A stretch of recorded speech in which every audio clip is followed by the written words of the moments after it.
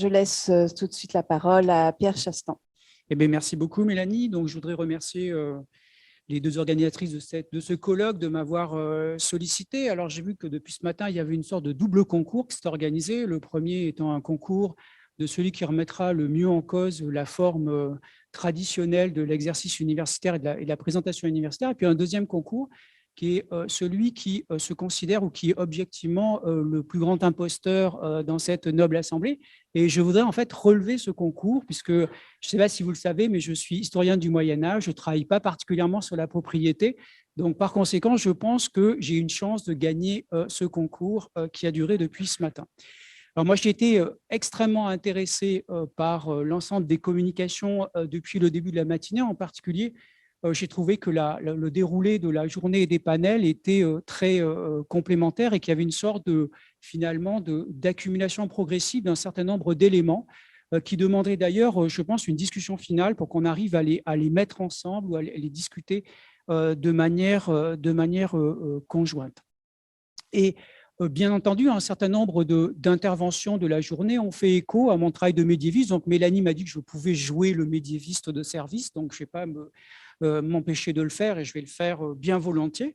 Un certain nombre d'échos avec mes propres travaux, un certain nombre de questions que je me pose en tant qu'historien du Moyen-Âge. En particulier, ce qui m'a frappé depuis ce matin, c'est ce travail de déconstruction progressif mais très efficace d'une conception absolutiste de la propriété qui, en fait, au fur et à mesure qu'on a observé des objets spécifiques, au fur et à mesure qu'on a changé d'aire géographique, qu'on a changé aussi de période, eh bien, on s'est rendu compte que cette notion agglutinée, on va dire, ou homogénéisante de propriété était finalement une notion qui était non seulement problématique, mais pas si opératoire que ça lorsqu'on essaie de l'utiliser dans des opérations du droit.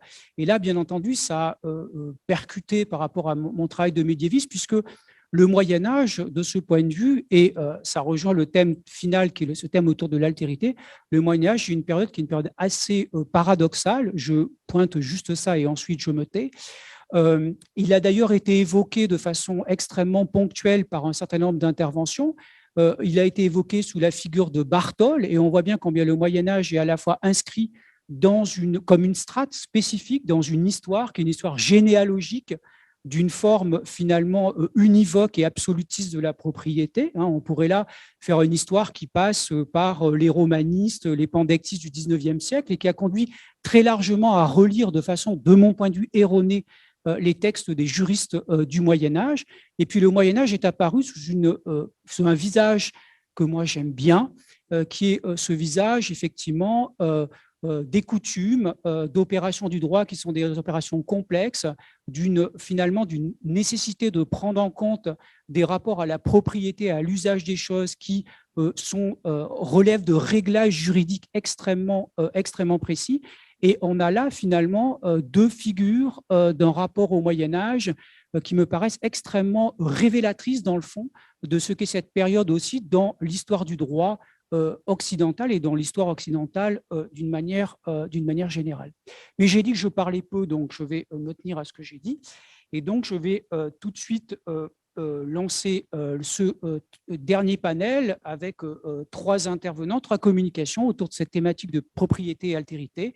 Et je vais d'abord céder la parole à Séverine Dussolier, qui est professeure de droit privé à Sciences Po et qui va nous parler donc de la propriété inclusive.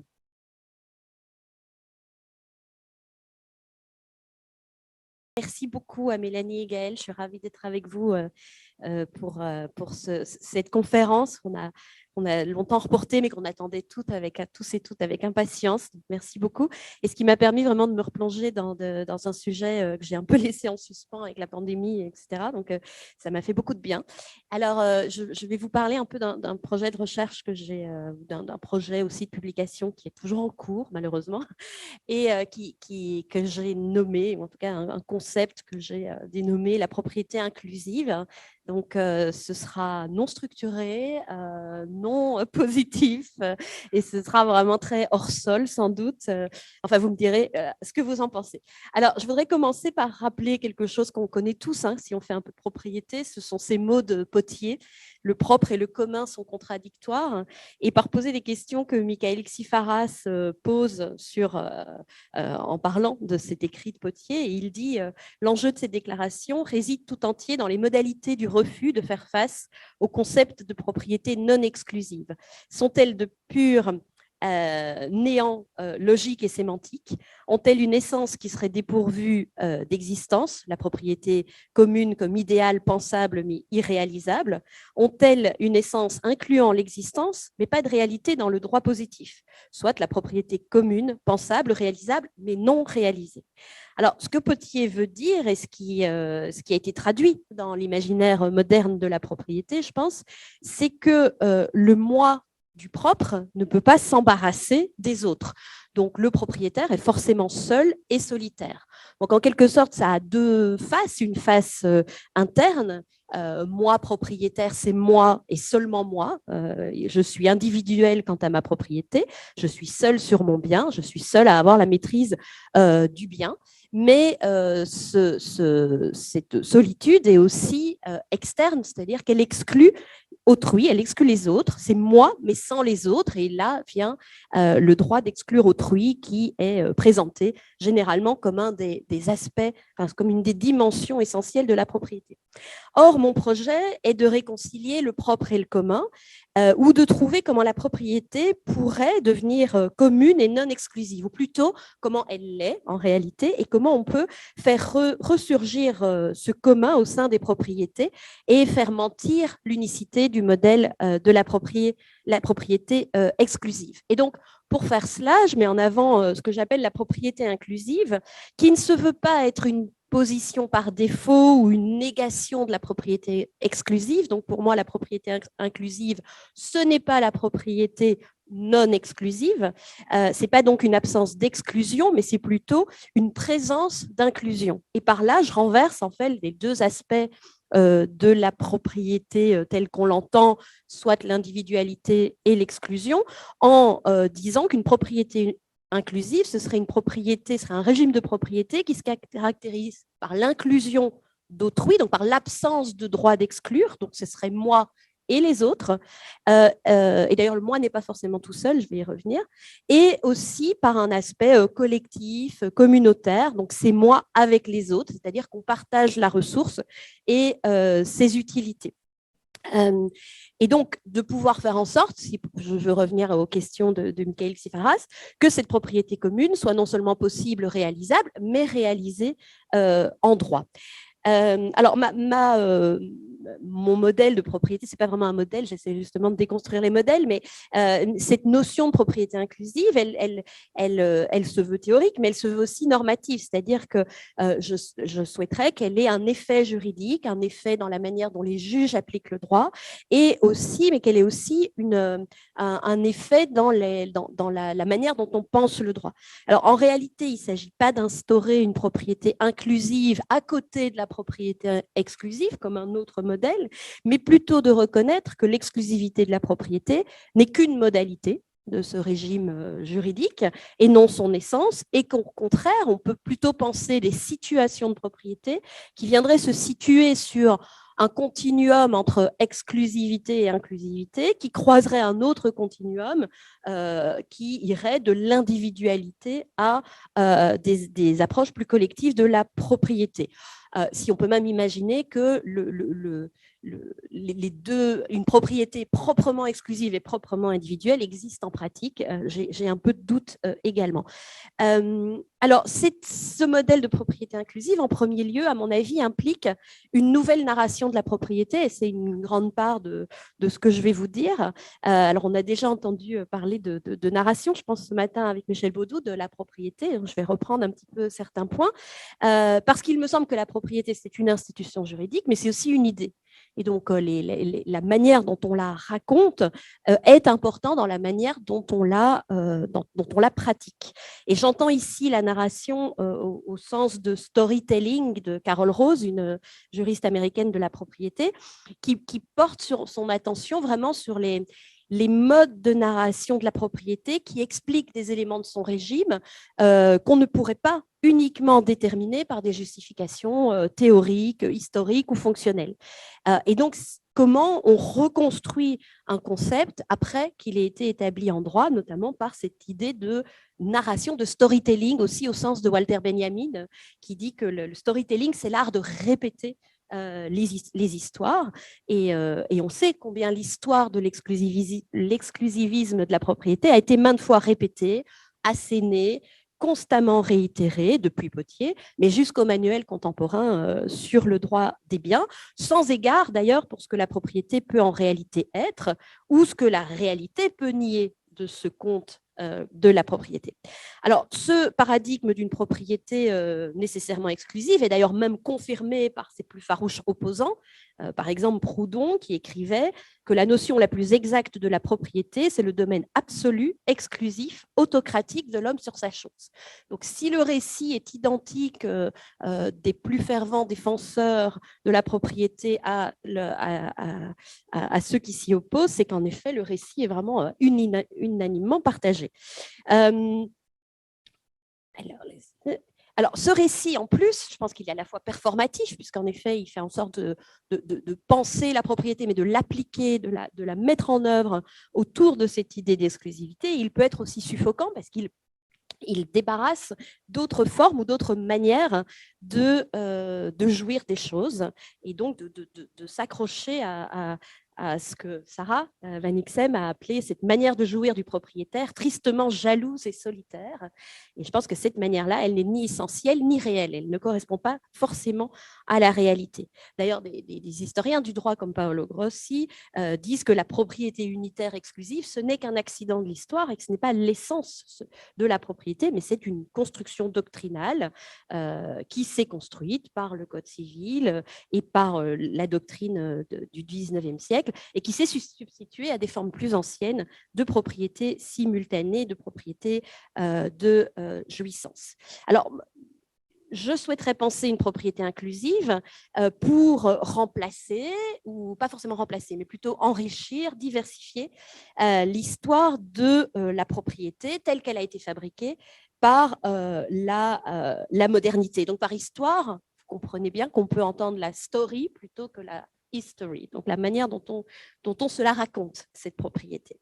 Et aussi pour penser, pour dire que notre période contemporaine, elle appelle d'autres récits de la propriété, parce que si la modernité avait besoin de l'individualisme possessif pour accompagner et asseoir le capitalisme et le libéralisme, on est en ce début du XXIe siècle dans un tout autre monde où on a besoin d'asseoir plutôt une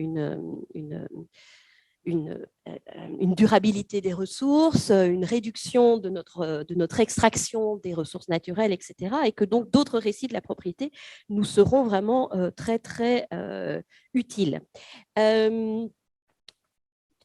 Alors, donc, ce n'est pas seulement raconter une histoire, mais c'est aussi regarder dans ce que j'appelle les formes de vie de la propriété, donc les différentes manières en fait, dont la propriété se vit en réalité, dont les personnes utilisent les biens, de regarder dans ces formes de vie de la propriété et de regarder comment le droit, enfin, quels agencements le droit fait à ces vies plus inclusives de la propriété, et de pouvoir aussi vérifier s'il n'y a pas des usages de la propriété qui sont en fait négligés par le droit et par son récit.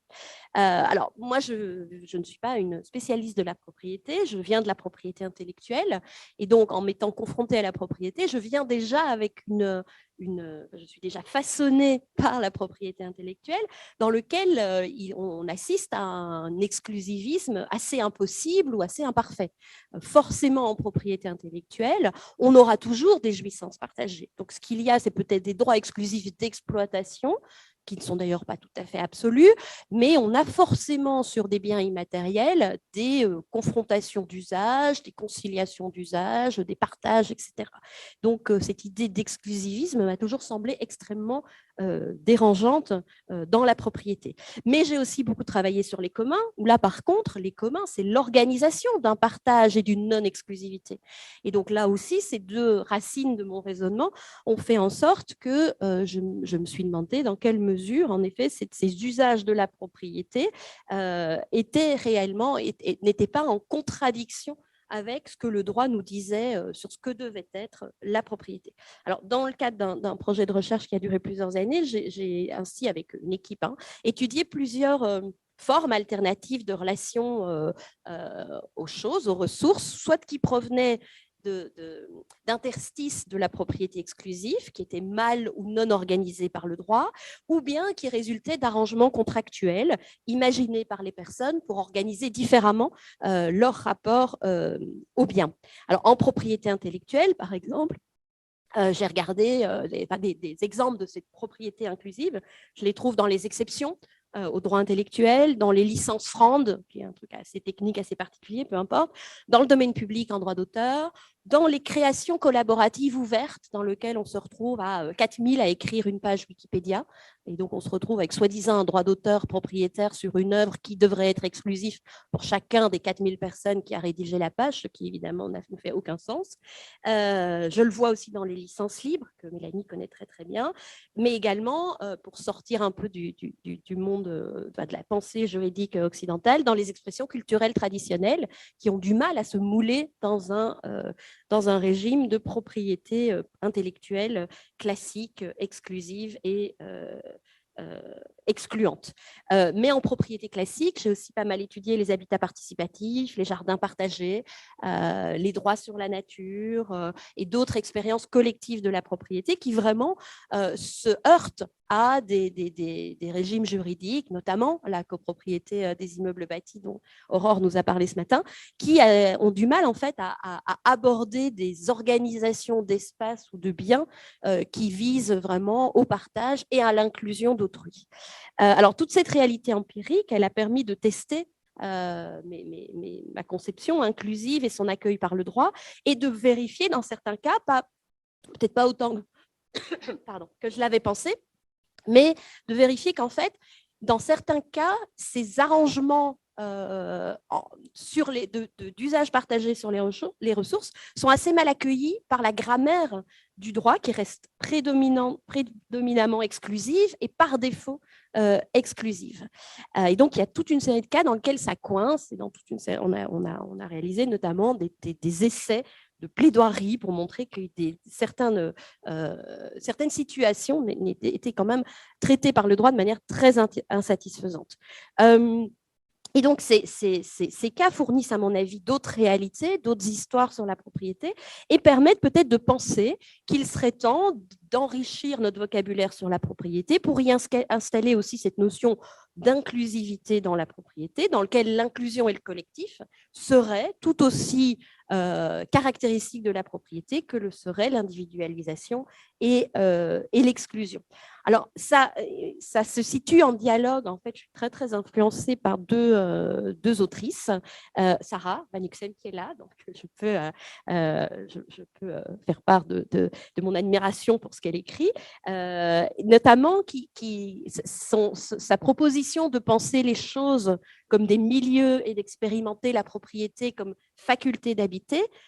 Donc, le fait de dire que les sujets juridiques vont habiter la chose et que la communauté va être au sein de la chose, et sa manière de passer d'une conception subjectiviste de la propriété à une conception écologique de la propriété, c'est vraiment quelque chose que je trouve extrêmement fascinant et motivant pour se débarrasser du mythe de la propriété exclusive.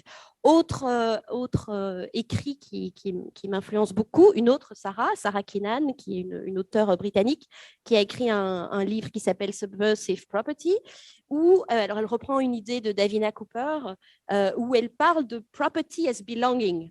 Donc, elle renverse un petit peu, alors c'est très mal traduisible, mais alors on dit que la chose nous appartient, donc this thing belongs to me, et en fait, elle dit que la propriété, ça peut aussi être le fait que we belong to something, we belong to a community.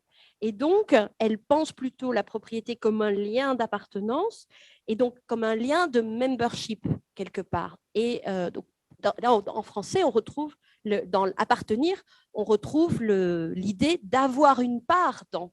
Et donc, en tant que propriétaire, on a une part dans la chose. Ou ça répond à ce que Sarah propose, ou en tant que propriétaire usufruitier, on habite dans la chose. Donc, on a une part dans la chose. Donc, les deux manières de voir permettent de passer vraiment de la notion de owning, donc de posséder, à la notion de belonging, appartenir. Donc, dans ces deux modèles, je pense que ce qui est intéressant, c'est de voir, de partir de la chose, mais de partir aussi de la propriété comme une relation. On va en parler tout à l'heure, et aussi de voir la propriété comme une pratique.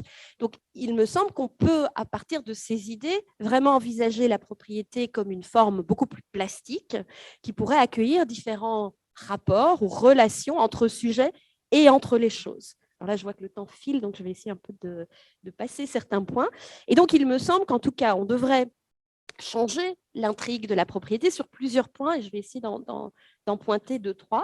La première, c'est que la propriété pourrait alors avoir une approche beaucoup plus pluraliste et non monolithique, qui accueillerait différentes institutions propriétaires diverses, et on l'a vu avec tous les exemples qui ont été donnés ce matin, on a vraiment des régimes de propriété qui ne sont absolument pas monolithiques. On s'illusionne en pensant que tout se rattache à l'article 544 du Code civil. Je pense qu'on a vraiment, on est tous très conscients que la journée d'aujourd'hui, et la journée d'aujourd'hui le démontre encore plus, qu'on n'est vraiment pas dans ce modèle unique de régime propriétaire, mais qu'on est plutôt dans un régime propriétaire qui est une technique de fabrication des rapports et des exploitations de ressources, mais qu'il faudrait plutôt regarder, ce que beaucoup d'entre vous ont fait ce matin et cet après-midi, des pratiques, des usages de la propriété différentes, et donc de pouvoir envisager aussi la propriété comme une performance. C'est Nicolas Blomley qui utilise ce terme, qui est un legal geographe, et qui en fait parle de propriété comme une performance, comme une pratique, et pas comme une commodification de l'objet.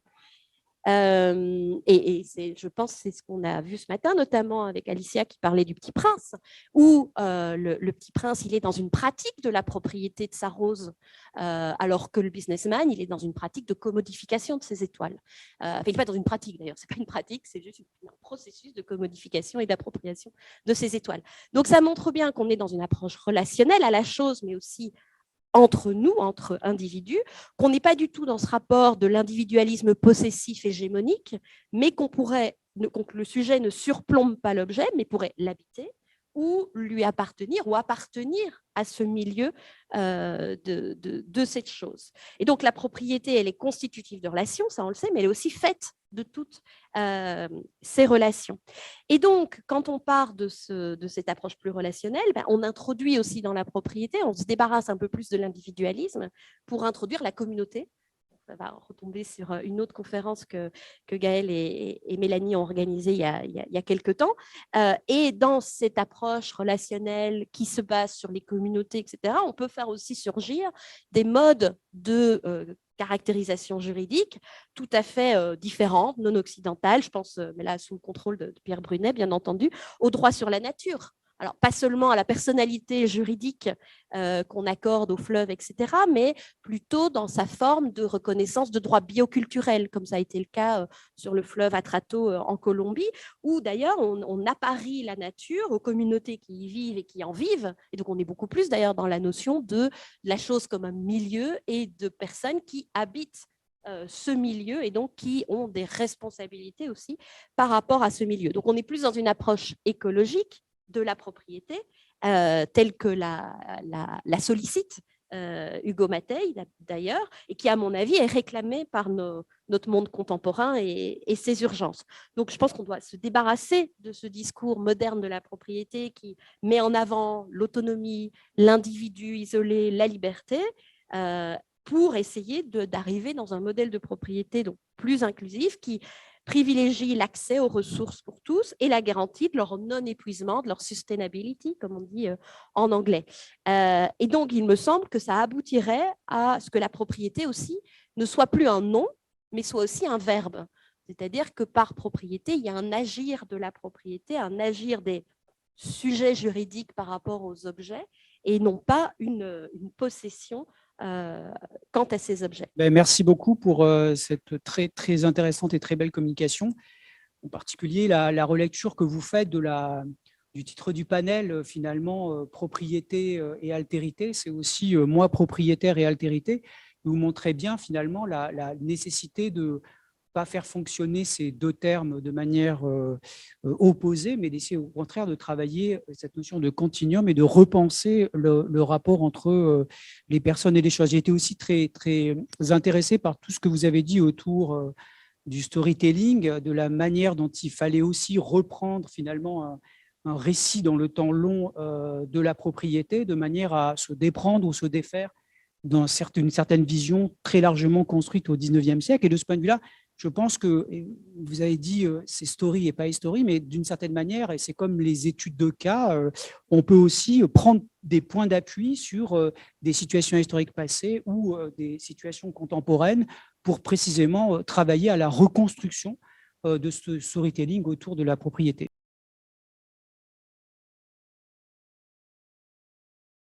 Je passe immédiatement la parole à Sarah Van Uxen, qui est maîtresse de conférences en droit privé à l'Université de la Côte d'Azur. À la jonction de la Thaïlande et de la Birmanie, le peuple des Mokens vit de la cueillette de poissons, de coquillages et d'ignames. Naviguant le long d'environ 3000 km de côte, ces nomades marins sont toujours au bord de la pénurie alimentaire, leur embarcation n'offrant aucune possibilité de stockage. S'ils se désintéressent de l'accumulation des biens, les Mokens ne revendiquent pas davantage la propriété des centaines d'îles qu'ils parcourent, quand bien même ils bénéficièrent longtemps de l'exclusivité de l'archipel. Reprenant les travaux de Jacques Ivanov, l'anthropologue Philippe Descola observe que ces nomades se refusent à toute forme d'appropriation de l'espace marin, terrestre ou liménaire, l'estran, comme du chemin parcouru ou de l'itinéraire. Ne se reconnaissant aucun droit, hormis celui de prélever de la nourriture quotidienne dans des endroits qui ne sont pas reconnus comme leurs, ce peuple de la mer n'aurait développé aucune propriété ou droit foncier.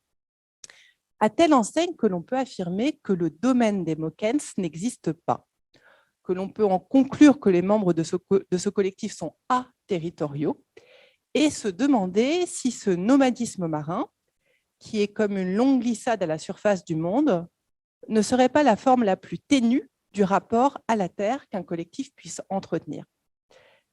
Cette dérive à la surface du monde n'est pas sans rappeler cette manière qu'ont Deleuze et Guattari de caractériser dans leur traité de nomadologie l'espace nomade, tel un espace lisse, seulement marqué par des traits qui s'effacent et se déplacent avec le trajet. Il reste que les peuples nomades n'évoluent pas toujours de manière aussi indépendante, c'est-à-dire sans rencontrer les murs, les clôtures et le chemin entre les clôtures qui strient l'espace sédentaire.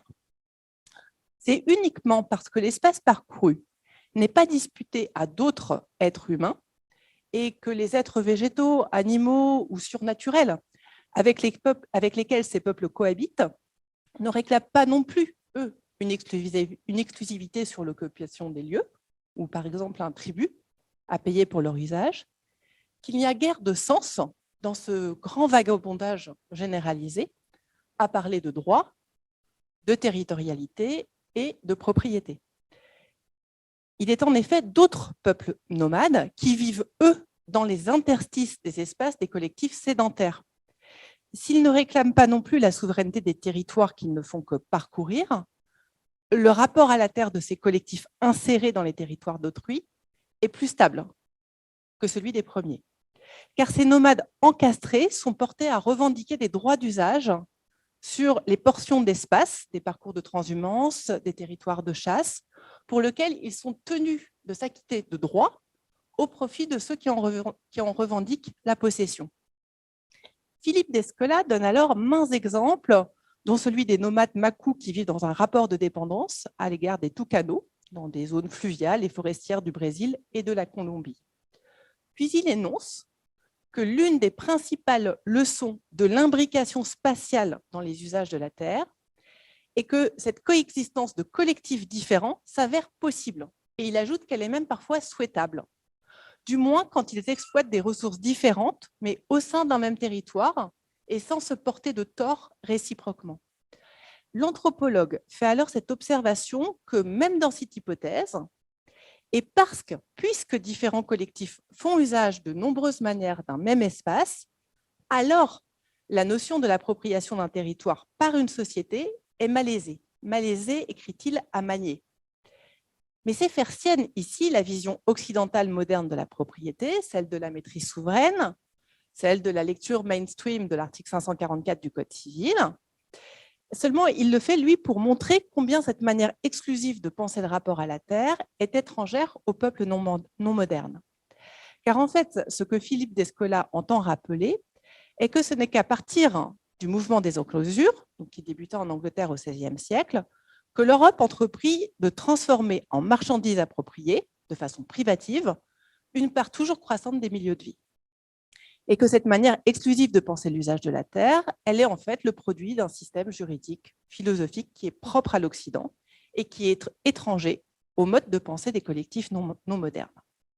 Mais pour nous autres juristes, nous pouvons relever que cette manière de revendiquer des droits d'usage au sein des fonds de terre, disons des héritages, pour reprendre les termes du Code civil, évoque aussi bien les bundles of rights ou faisceaux de droits, par exemple de l'américain Hoffeld, les droits coutumiers des pauvres du premier Marx, celui de la loi sur les voiles de bois de 1842, ou bien encore les relations entre choses, entre personnes, entre choses et personnes. Je pense ici aux servitudes réelles, personnelles ou mixtes. De manière générale, cela nous évoque aussi une manière médiévale donc de penser la propriété, soit le système des propriétés simultanées. Donc, lorsque l'anthropologue écrit que l'imbrication spatiale dans les usages de la terre est rendue possible par le fait que chacun d'entre eux, en fait, ne devient légitime que si l'entièreté, la totalité de la gamme des rapports à la terre est nettement perçue comme un champ de complémentarité par les différents collectifs qui les mettent en œuvre, eh bien, en fait, là, Philippe d'Escola nous renvoie à ce que nous appelons aussi en droit, avec les économistes, les communs ou les biens communs. En fait, il paraît ajouter une condition énumérée à celle énumérée par la prix Nobel d'économie Elinor Ostrom pour une auto-organisation efficace et durable de ce qu'on peut appeler les communs environnementaux. Voire il reformule même peut-être le deuxième des 8 principes fondamentaux à respecter, selon Elinor Ostrom, pour que les common pool ressources perdurent, soit l'existence de règles d'appropriation et d'allocation des ressources naturelles adaptées, je cite Elinor Ostrom, aux conditions locales et aux objectifs désirés. On s'aperçoit alors que les manières de vivre des collectifs nomades encastrés dans les terres d'autrui véhiculent en fait une manière de penser la propriété foncière résolument alternative à celle d'un pouvoir du maître d'enclore et de clôturer son domaine pour en repousser et en exclure autrui.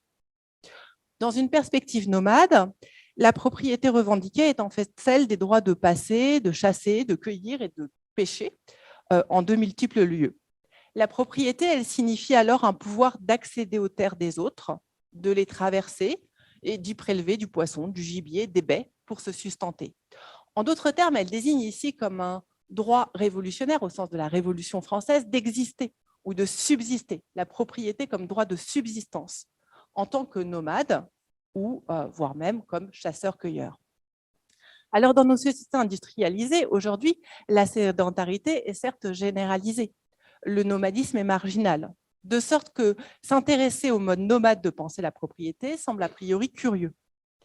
Il reste qu'à l'âge de l'Anthropocène, le nomadisme pourrait présenter quelque intérêt.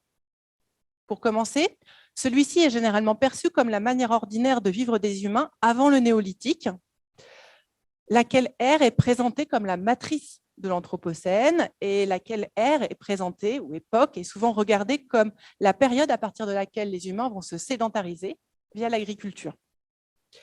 Dans la mesure aussi où ces collectifs libres et mobiles, ces nomades, dérivent à la surface du monde sans laisser pratiquement d'empreinte, eh bien, on pourrait dire qu'ils adoptent un mode écologique de vie.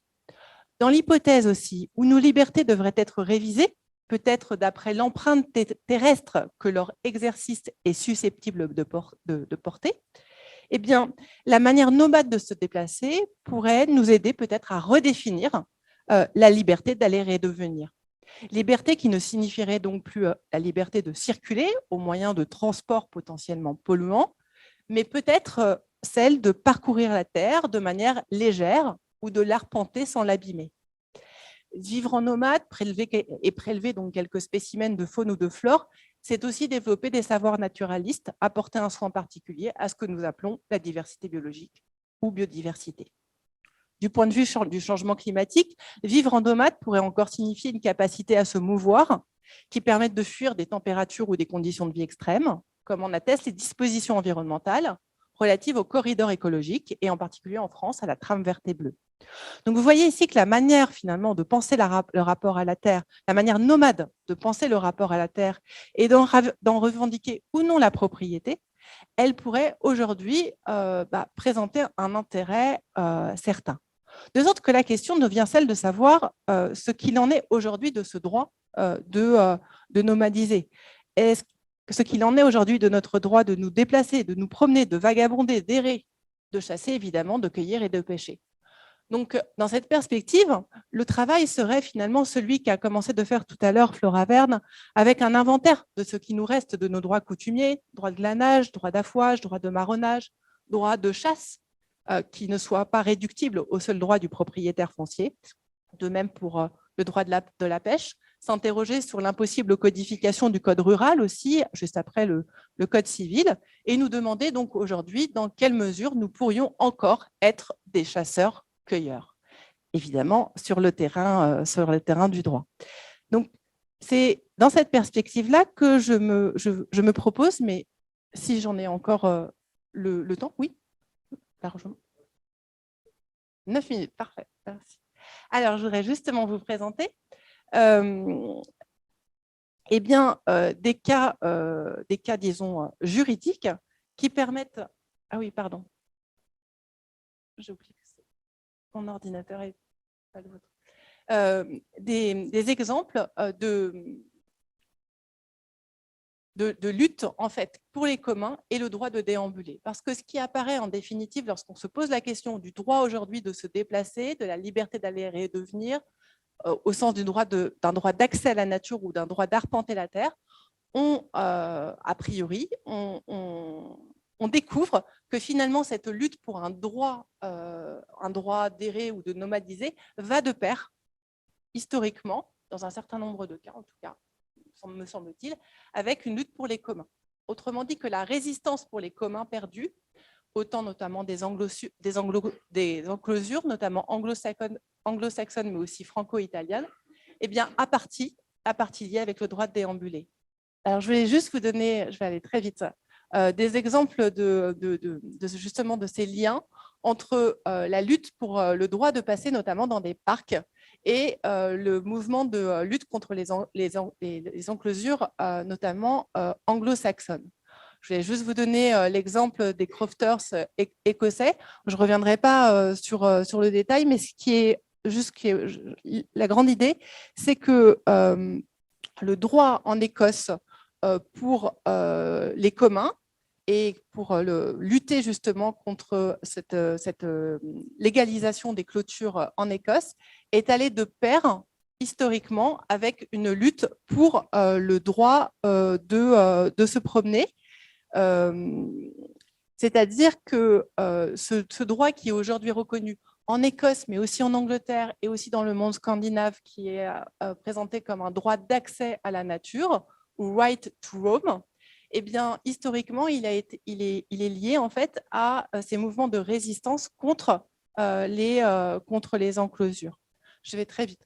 On peut aussi voir, et là, c'est des choses qui ont été très bien montrées, voilà, dans l'ouvrage de Thomson, Les usages de la coutume, où il montre bien que lorsque les paysans luttent pour leurs droits communs, des droits d'affouage, des droits de récolter par exemple du droit du bois mort, cela va de pair avec justement, on comprend très bien, c'est logique, c'est le common sense, avec un droit de pouvoir passer justement dans les parcs qui ont été clôturés. Donc, ce que je voulais juste mettre en évidence ici, c'était le lien entre résistance aux enclosures, revendication des communs et droit de passer.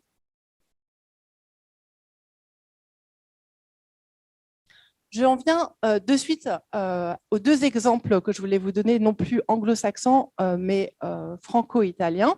Et je vais m'arrêter, si j'ai le temps, sur l'affaire Peck versus Bézuchet, parce que c'est celle qui fait davantage référence au sujet du colloque, à savoir eh bien, le code civil, ce qu'il en est qu'il est in ou out, avec une décision de justice qui permet aussi d'illustrer comment finalement la défense d'une propriété collective ou des communs peut aller de pair avec justement une revendication du droit de passer ou du droit de se promener, ou disons de vagabonder. Donc là, nous sommes au lendemain de la Révolution française.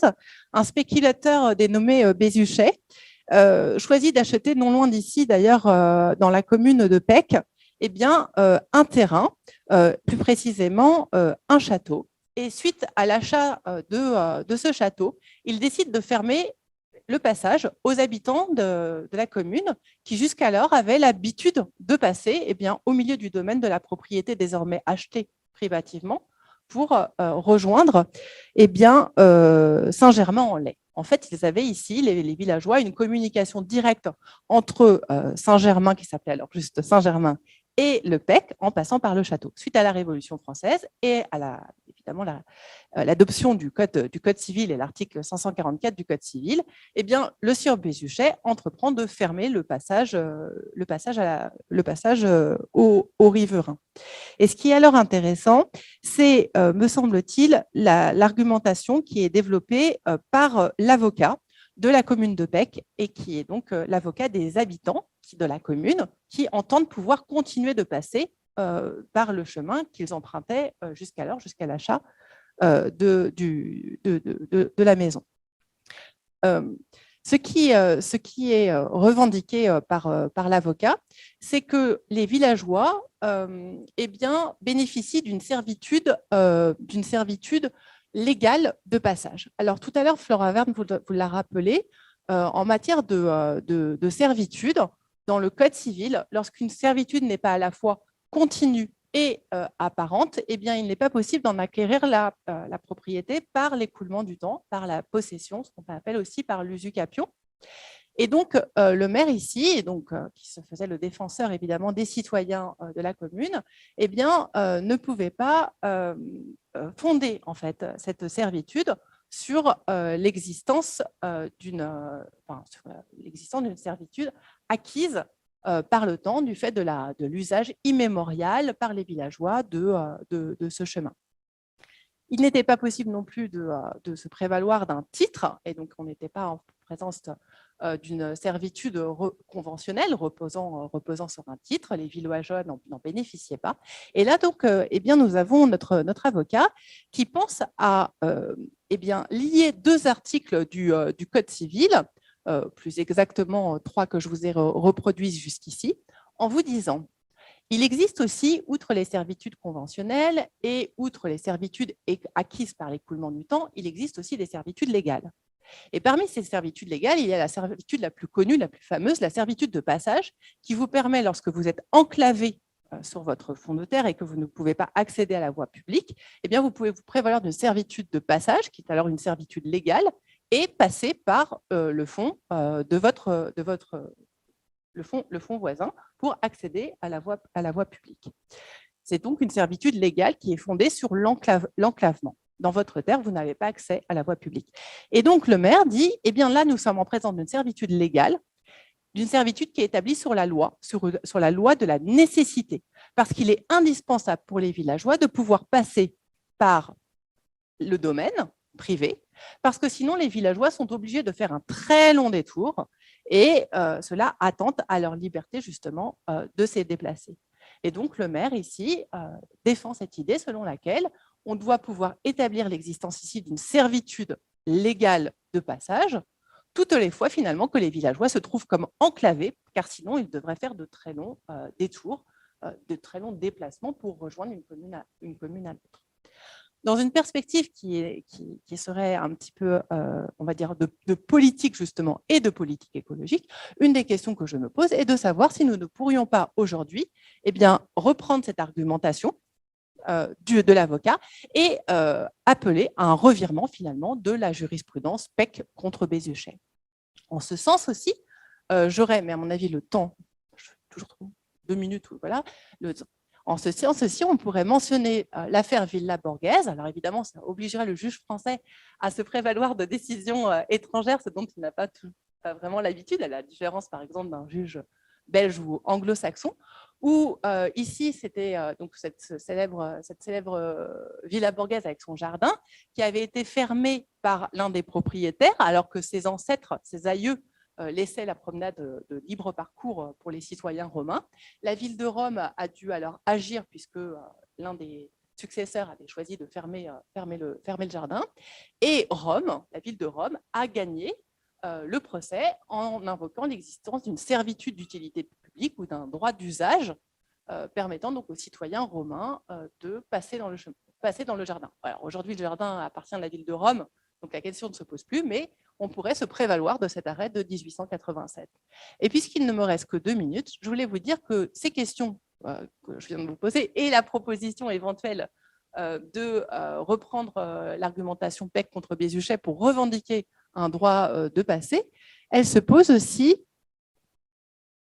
ou plutôt, je me la suis posée en lien avec en fait des questionnements d'ordre questionnements propriétaires, des questionnements qui sont relatifs à la propriété d'un certain nombre d'artistes-marcheurs. Et pour vous dire que justement, au contact en fait, de ces artistes-marcheurs qui essayent justement de se mobiliser aujourd'hui pour un droit de se promener ou une liberté d'aller et venir redéfini à l'aune des problèmes écologiques ou ce qu'on peut encore appeler droit d'accès à la nature, eh bien, chaque fois, il se pose des problèmes liés à la propriété de manière extrêmement différente. Alors, puisque je n'ai qu'une minute, je voudrais parler du groupe pionnier Stalker, qui est d'abord un groupe romain, et qui, lui, choisit vraiment de renoncer au respect de la propriété, avec vraiment cette idée, ne venez pas avec nous si vous hésitez à franchir une barrière ou pénétrer dans une propriété. Donc, c'est vraiment une idée d'aller à l'encontre de la propriété, mais cette manière de se prononcer n'est pas toujours celle choisie par les artistes-marcheurs.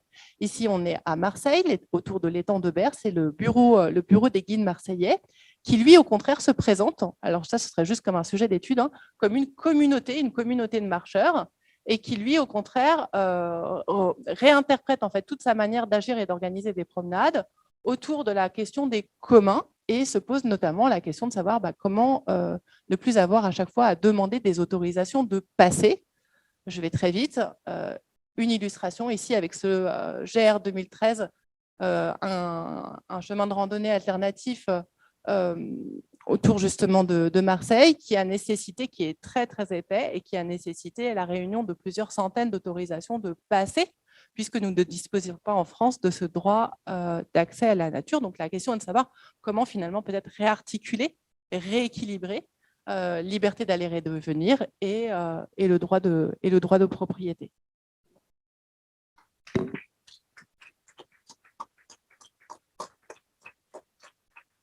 En tant que marcheur, j'ai constaté la difficulté qu'on a aujourd'hui à faire des randonnées sans tomber sur des propriétaires qui empêchent le passage. Donc, je dis ça, ce n'est pas forcément le lieu de le dire, mais c'est vrai qu'effectivement, on est face à une grande difficulté pour randonner. Et puis, plus sérieusement, je trouve très intéressant la manière dont, effectivement, vous mettez en lien la question des communs avec la question du nomadisme et de la déambulation. Ça me paraît effectivement une chose tout à fait passionnante.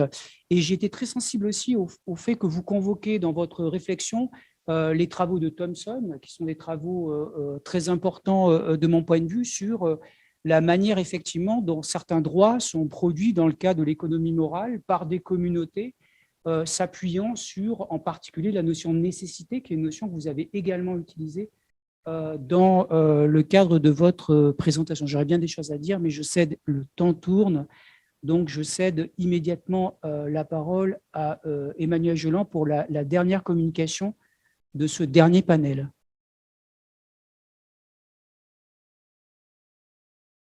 Merci donc aux organisatrices qui ont fait un programme vraiment que je trouve remarquable, puisque ça permet de faire résonner tout un tas de personnes et de propos. Et on voit apparaître un certain nombre d'idées communes entre tous les intervenants. La notion de relation est apparue très souvent, et je m'attendais en réalité à présenter quelque chose qui n'aurait pas été beaucoup dit avant, et je m'aperçois à l'inverse que ça a été beaucoup dit avant. Donc je suis dans une position inattendue, mais plutôt réjouissante, puisqu'au fond, ça veut dire que l'approche dite relationnelle ou relationniste peut avoir ici du sens. Alors, je ne suis pas évidemment spécialiste de droit des biens. Je me suis intéressé à la notion de relation en droit depuis une vingtaine d'années.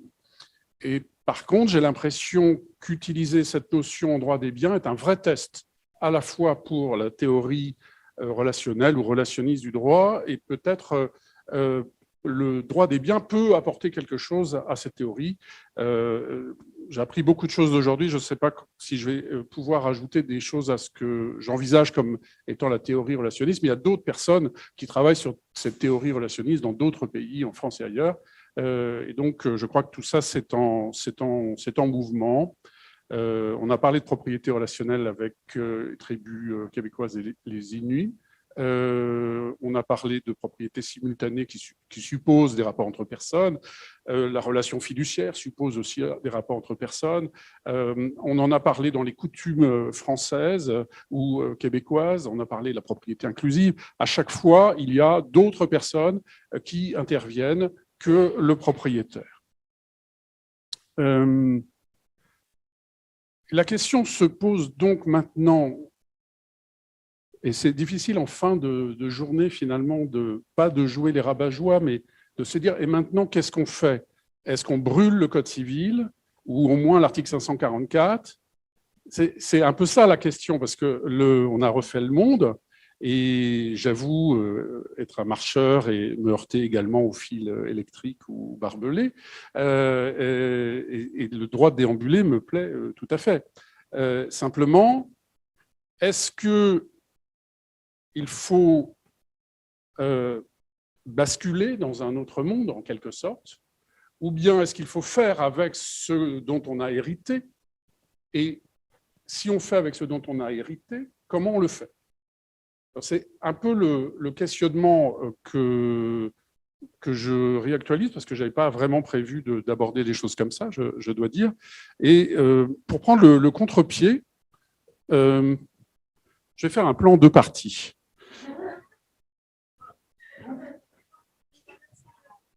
Quatre sous-parties, et évidemment des sous-parties parfaitement artificielles, qui n'ont pas lieu d'être. J'essaierai de dire quelques mots sur la théorie relationniste du droit telle que je l'imagine avec d'autres auteurs. Et ensuite, j'essaierai de l'appliquer à la propriété et de voir si aujourd'hui on peut complètement se débarrasser de l'article 544 ou si on peut en faire encore quelque chose et s'il peut avoir une certaine utilité. Alors sur la théorie relationniste du droit,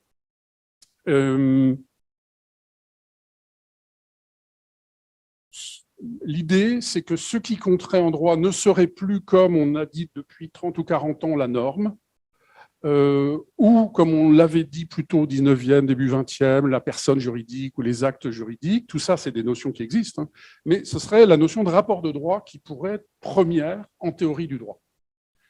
Alors, la notion a été unifiée par Savigny en 1835, mais elle avait déjà été formulée par Kant et Fichte auparavant.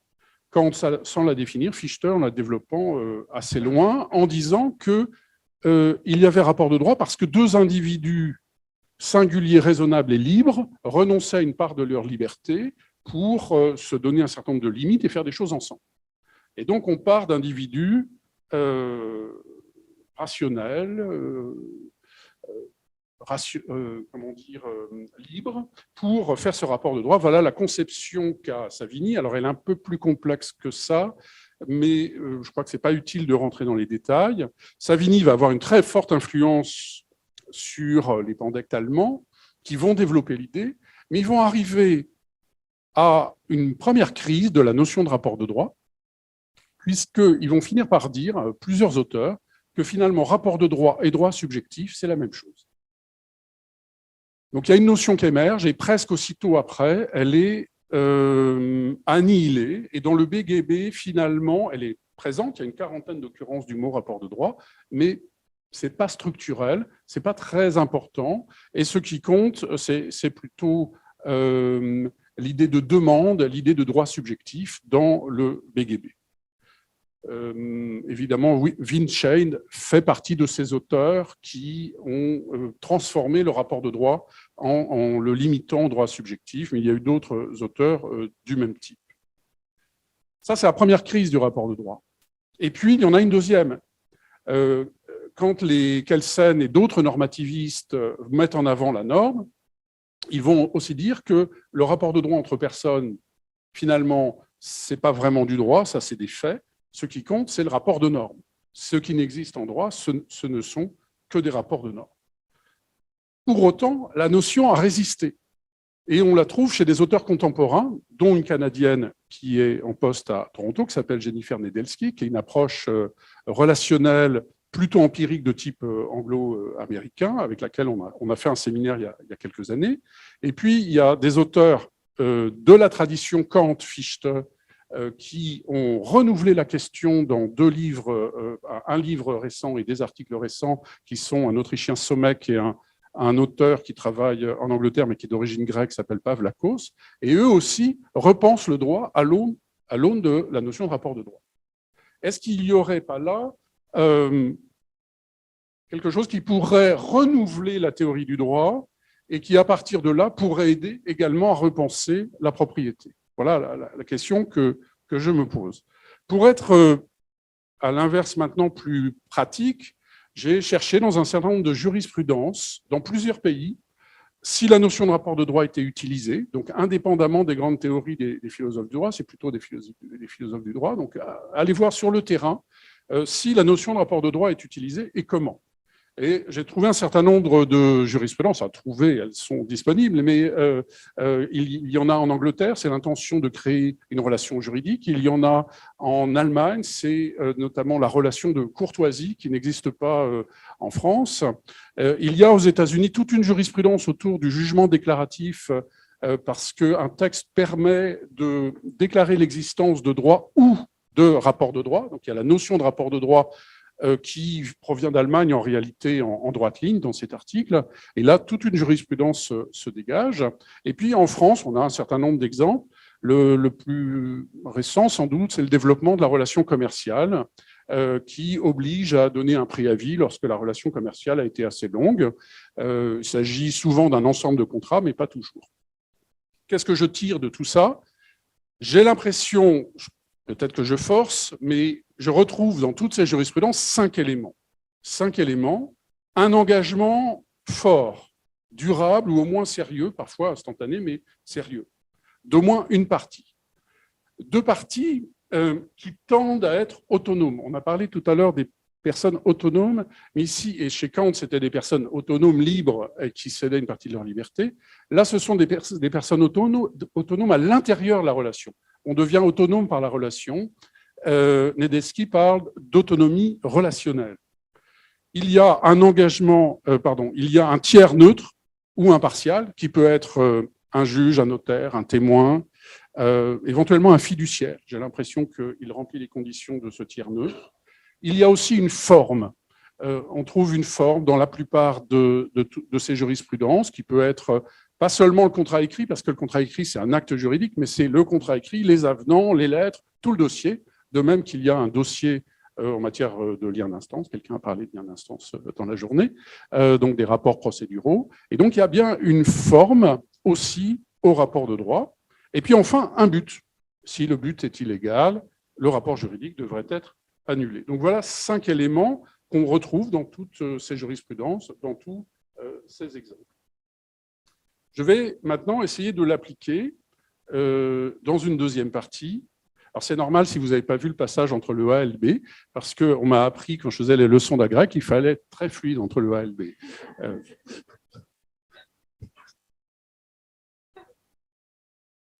Grand 2, l'application de la théorie relationniste au droit de propriété. Je vais peut-être être un peu choquant, mais dans un premier temps, je vais écarter deux analyses de la propriété comme rapport de droit. Et peut-être que là, je vais à l'encontre de beaucoup de positions qui ont été tenues aujourd'hui. Et donc, je serais ravi d'en discuter. Il y a une première analyse en termes de rapport de droit qui est de dire qu'il y a un rapport entre la personne et la chose. Je l'ai entendu, je le lis, et ça paraît être une évidence. Le problème, c'est si on remonte à l'origine de la notion de rapport de droit, ça ne colle pas. Parce que dans l'analyse de Savigny, c'est deux personnes libres et rationnelles qui sont en rapport de droit. La chose, par définition, n'est pas libre, rationnelle, ne tend pas à l'autonomie dans le rapport, ce n'est pas un des éléments du rapport. On peut avoir des rapports entre des personnes, pas avec des choses, dans la logique en tout cas, du XIXe siècle. Et il y a des auteurs au XIXe siècle qui l'ont dit, et Kelsen l'a répété. Dans les deux passages sur le rapport de droit, il dit bien on ne peut pas analyser le droit de propriété comme un rapport entre une personne et une chose. Alors ça, c'est un premier problème où la notion de rapport de droit, au lieu finalement de venir enrichir notre analyse du droit de propriété, vient finalement gêner cette analyse. Et puis il y a une deuxième analyse dont on n'a pas beaucoup parlé aujourd'hui, sauf à chaque fois qu'on employait le mot exclusif. Je crois que c'est Plagnol notamment qui l'a utilisé, l'a développée en France, et puis elle a été reprise, et quand j'ai suivi le cours de droit des biens, c'était cette analyse que j'entendais, c'est que le droit de propriété, c'est un droit du propriétaire contre tout le monde. Erga omnes, on exclut tout le monde. Il y a bien un rapport de droit avec d'autres personnes, tous les autres, mais ils sont exclus. Et là, cette analyse a tenté de sauver à l'époque de la fin du 19e, début 20e, la notion de rapport de droit par rapport au droit de propriété, mais elle n'a jamais été véritablement convaincante parce que c'est très vague, parce qu'on dilue complètement la notion de rapport de droit, parce que du coup, elle n'apporte pas forcément grand-chose, et d'ailleurs, je ne l'ai pas beaucoup entendu aujourd'hui. D'ailleurs, bien entendu, on peut s'exposer à une petite amende si on rentre sur le terrain d'autrui, mais il ne va pas y avoir une action en non-exécution d'une obligation. On n'est pas sur le terrain civil, on sera éventuellement sur le terrain pénal qui protège les propriétaires. Donc cette idée de rapport de droit erga omnes ne me paraît pas très convaincante. En revanche, on peut très bien parler d'opposabilité au tiers. Mais on confond, si on parle de rapport de droit ici, rapport de droit et opposabilité au tiers. Donc, une deuxième analyse qui ne marche pas. Alors, y en aurait-il une autre qui pourrait fonctionner? Et ce que je vais essayer de présenter, c'est une proposition où, très simple d'ailleurs, où on écarte les deux premières analyses de rapport de droit, mais on analyse toujours le bien comme un objet de rapport de droit entre personnes. Donc, le bien serait toujours un objet du rapport de droit entre personnes. On le voit dans beaucoup d'exemples qui ont été donnés aujourd'hui, entre copropriétaires, entre indivisaires, voisins, fiducie, locataires, bailleurs, etc. C'est toujours entre personnes qu'il y a des rapports de droit, et non pas avec la chose, mais le bien est l'objet de ces rapports. Bon, ça a l'air relativement simple à entendre. Simplement, je voudrais rentrer dans un détail qui est plus troublant, parce qu'au fur et à mesure de mon analyse de la notion de rapport de droit, de la lecture de beaucoup d'auteurs, je me suis aperçu que dans d'autres disciplines que la nôtre aussi, que la notion de relation pouvait venir avant ces termes, avant ces relata, qu'il pouvait y avoir une relation alors même qu'il n'y ait pas encore de personne juridique. Il peut y avoir une relation entre une personne juridique et une entité qui ne l'est pas encore. Alors, on a beaucoup d'exemples en procédure. Une société déjà liquidée, une société en formation, parfois une entreprise. On a de la jurisprudence, l'entreprise n'est pas une personne juridique. On a même une tribu mélanésienne qui a été admise en droit français à agir en justice. On a tout un ensemble d'exemples où une des parties n'est pas une personne juridique. Donc, on a la relation qui précède la personne juridique. C'est aussi ce qui fait que la notion de rapport de droit peut devenir centrale dans une théorie du droit. Mais si les parties ne viennent qu'après la relation, ce qui paraît un peu contre-intuitif. Aujourd'hui, les philosophes, j'entendais un colloque il y a 15 jours à Nice sur le relationnisme en philosophie, les philosophes sont assez nombreux à considérer que la relation, en théorie, peut venir avant ces termes. Mais si la relation vient avant ces termes, si la relation vient avant qu'il y ait des personnes juridiques, il y a des entités, mais elles ne sont pas encore véritablement, elles ne sont pas encore personnes juridiques. Mon impression, c'est que l'objet, lui aussi, n'est pas encore là. Il y a une relation qui précède l'objet. Et je disais tout à l'heure que l'objet pouvait être un bien. L'objet du rapport de droit pouvait être un bien. Pas toujours un bien, mais peut-être un bien. Et donc, l'idée ici, ce serait de dire le rapport de droit, c'est ce qui permet une autonomie des parties dans la relation. Mais l'objet de ce rapport, lorsqu'il est un bien, vient aider à cette autonomie. Et cet objet va se co-construire entre les parties. Alors il y a évidemment des contrats, on construit l'objet, on définit une usine, on définit un bien qu'on va établir ensemble. Il y a aussi des biens qui ont appartenu, ils ont bien été construits un jour, des maisons qui ont été construites un jour, qui sont vendues, revendues, etc. Donc l'idée, ce serait que l'objet, comme le sujet, intervient après la relation et soit co-construit dans la relation. Avec quel but? Le but, c'est un des éléments de la notion de rapport de droit, qui est l'autonomie des parties. C'est par les biens qu'on développe son autonomie dans les relations. Je prends un exemple. Dans toute la jurisprudence sur la relation commerciale, on s'aperçoit qu'une des causes de rupture, une des causes de fin d'une relation commerciale, c'est quand une société devient dépendante économiquement de l'autre. Elle a perdu son autonomie. Elle a perdu son autonomie et l'autre ne peut plus travailler avec elle, elle n'a plus de pouvoir de négociation, elle ne fait plus bien son travail et on va vers la rupture. On a là un exemple où l'autonomie est centrale dans le rapport de droit. Et avec cette autonomie des parties, il y a l'objet qui peut être un bien, qui va être construit par les parties pour atteindre ou pour avoir une plus grande autonomie, et on revient sur l'altérité. S'il y a une autonomie qui se développe dans la relation, il y a une différence entre les parties également qui peut s'exprimer. Alors, de ce point de vue, je suis d'accord avec tout un ensemble de choses qui ont été prononcées. Le droit de propriété n'est plus vu alors comme un droit d'exclure tous les autres, erga omnes. Il s'agit de développer une autonomie à travers sa relation et les objets qu'on construit à l'intérieur de cette relation.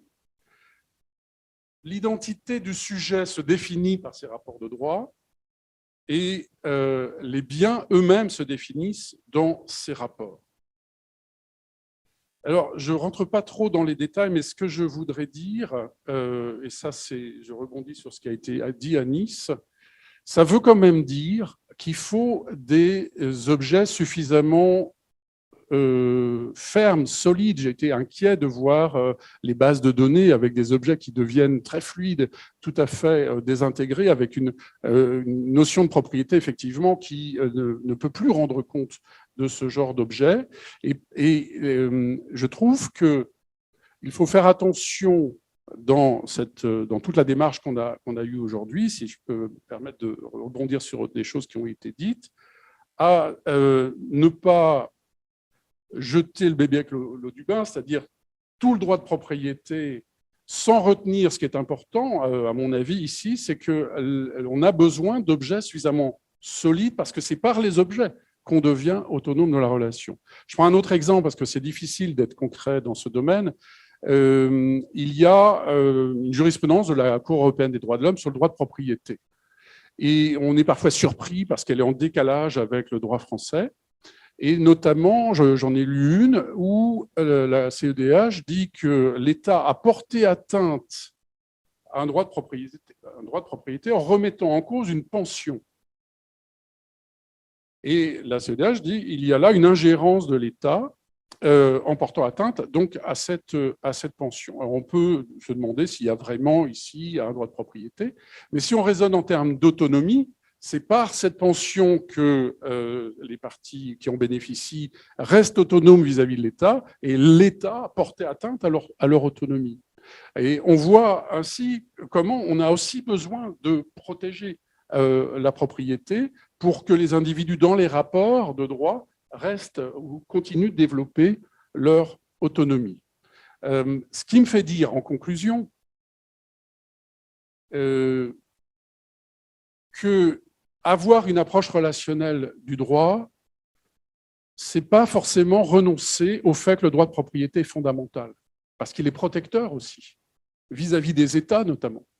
Ce n'est pas non plus aller trop vers les collectifs, parce qu'on sait que les collectifs, à un moment ou à un autre, écrasent les individus. Donc c'est tout cet équilibre, vous avez parlé d'équilibre subtil qu'il faut trouver, droit de déambulation, droit de propriété, c'est tout cet équilibre subtil dans les rapports de droit qu'il faut peut-être mettre en évidence, qu'il me semble on peut collectivement, pour le coup, continuer de rechercher. Merci beaucoup pour cette journée passionnante. Pour cette ultime communication qui, à la fois, apporté des éléments nouveaux autour de cette question, effectivement, de la théorie relationniste, et en même temps, discuter un certain nombre de points qui ont été évoqués au cours de la journée. Donc, il y a une dimension quasi de propos conclusifs, ce qui est, de mon point de vue, tout à fait une bonne chose. En fait, en vous écoutant tous les trois, alors peut-être j'ai raté ce nom, mais il m'a semblé retrouver aussi bien chez Séverine que d'ailleurs chez Emmanuel et Sarah, c'est une idée qu'on retrouve chez Margaret Radin, non? D'accord. Alors voilà. Je ne sais pas si tu en as parlé, en fait, je n'ai pas eu l'impression, mais il m'a semblé qu'en effet, on pouvait peut-être rendre hommage à Margaret Radin qui avait magnifiquement bien montré dans les années, je crois, 80, je n'ai plus son texte en tête, mais l'année de son texte splendide sur le personhood et le fait que l'attachement, la relation justement que nous avons avec des objets crée en réalité une autre forme de propriété et une autre forme de rapport, tout simplement. Et je suis assez frappé par le fait que, je vais être très très brutal, mais que d'une certaine manière, parfois, il y a soit, pour le dire très très poliment, un prolongement de cette pensée, mais quand même souvent, on semble vraiment labourer un terrain qu'elle a profondément, je crois, marqué, et qui a aussi provoqué toute cette réflexion, ou enrichi en tout cas une réflexion très intéressante, et pardon d'y revenir, sur la fameuse question de stewardship. Je suis un peu obsédé. Et il me semble là qu'il y a une relation, si je puis... Ah, le stewardship, c'est ce rapport à un territoire ou éventuellement à un ensemble d'objets qui s'opposerait à toute forme de possession, où on entretient, donc il y a quand même une idée de fiducie, où en fait on garde et on prend soin. Oui, ça pourrait être quelque chose comme ça. Cette idée, c'est que au fond, on s'occupe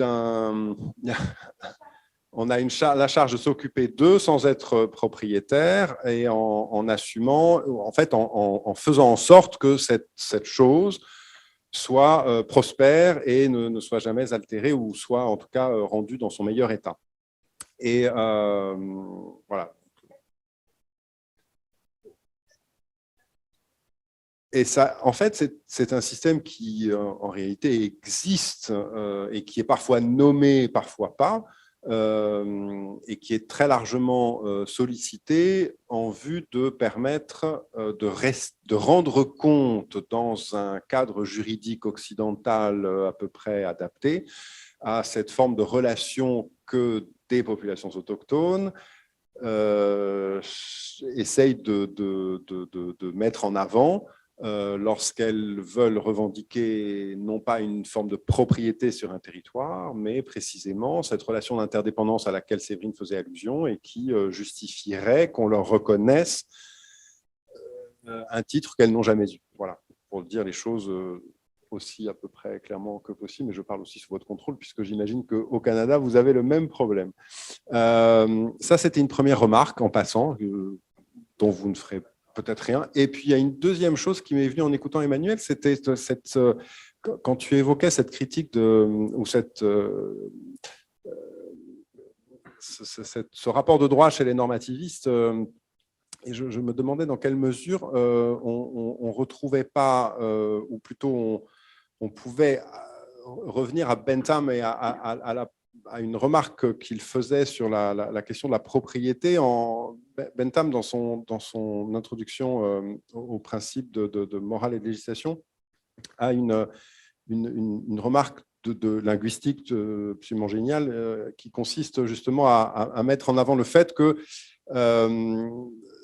la propriété, ce n'est pas ce que nous avons dans les choses, ou plutôt, c'est l'inverse, c'est ce que nous avons dans les choses et non les choses que nous pensons que nous avons.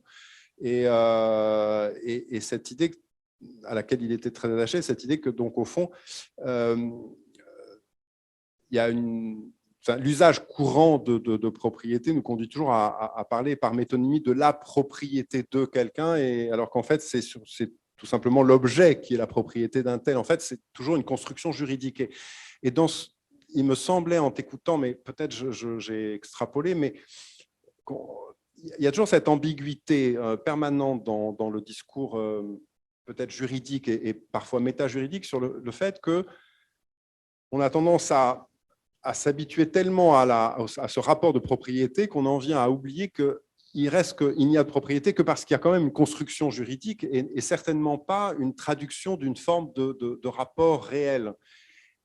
Et c'est là où je reviens à ma première remarque, c'est est-ce qu'un des risques qu'on court au fond en ontologisant, si je puis me permettre ce bricolage verbal, la propriété, c'est quand même d'oublier qu'il n'y a de propriété, comme me disait quelqu'un tout à l'heure, je crois, dans une autre séance, il n'y a pas d'information sans forme, n'est-ce pas? Mais il ne peut pas y avoir de propriété sans quand même cette construction au départ. Voilà, c'est ça qui, moi, m'inquiète toujours un petit peu, c'est notamment de la part d'une réflexion de philosophie du droit qui, de temps en temps, a tendance à oublier que ça reste du droit et ce n'est pas de la philosophie, ce n'est pas une ontologie pure. Et je voudrais faire une dernière remarque en écoutant Sarah, mais je ne veux pas faire trop de remarques compte tenu de ce dont nous parlerons, Sarah et d'autres, un peu plus tard. Pardon pour la private, le message privé un peu, qui est le sous-texte privé, mais je suis très séduit par cette idée de déambuler, d'essayer de favoriser la déambulation. Une chose qui m'inquiète toujours un peu, c'est qu'il reste qu'il y a quand même aussi, et là je suis un peu désagréable sans doute, mais il y a quand même un risque écologique. C'est-à-dire qu'une des choses qui, disons, une des fonctions que l'on pourrait reconnaître à certaines propriétés, c'est aussi de préserver certains espaces. Et je veux dire, un des enjeux majeurs, ça reste quand même de trouver cet équilibre extrêmement fragile entre une ouverture des propriétés à la déambulation et le risque qu'on connaît tout simplement de l'altération écologique et de la destruction écologique du fait de cette déambulation. Voilà, pardon pour cette remarque en passant. Merci. Merci. Alors, avant de vous redonner la parole, je voudrais juste ajouter deux remarques. Moi, ce qui m'a frappé tout au long de la journée, il y a une distinction entre propriété et patrimoine. Et cette distinction entre propriété et patrimoine, évidemment, m'a marqué parce que on a parlé de tradition, on a parlé de ce que serait la propriété. Et finalement, je pense que la propriété, le rapport qu'on a, en tout cas avec le patrimoine ou la propriété, dépend beaucoup aussi d'un état d'esprit. Donc, c'est quelque chose de très personnel, finalement. Et moi, on m'a enseigné que le patrimoine, c'était avant tout une fonction, pas un pouvoir sûr, mais une fonction de conserver, une fonction de transmettre. Et on ne parlait pas à ce moment-là de propriété, mais plutôt de patrimoine. Et puis, la deuxième chose qui est liée à la première remarque, c'est ce rapport, le rapport individu à individu. Effectivement, moi, ça m'a permis de mieux visualiser ce qui me gênait dans ce rapport de propriété. On était tout le temps en train de parler d'une personne à une chose et voilà, vous avez mis le doigt dessus, c'est de propriété à propriété, c'est en fait de personne à personne et c'est en fait ce dont on a parlé toute la journée. C'est des rapports humains et des rapports avec l'environnement. Et là, on prend aussi cet aspect écologique en considération. Et ça donne tout son sens finalement à l'ensemble des riches réflexions qui ont été présentées durant la journée. Mais je vais peut-être laisser la parole à Séverine, tu veux, ou Sarah, ou vouliez réagir aux remarques Emmanuel.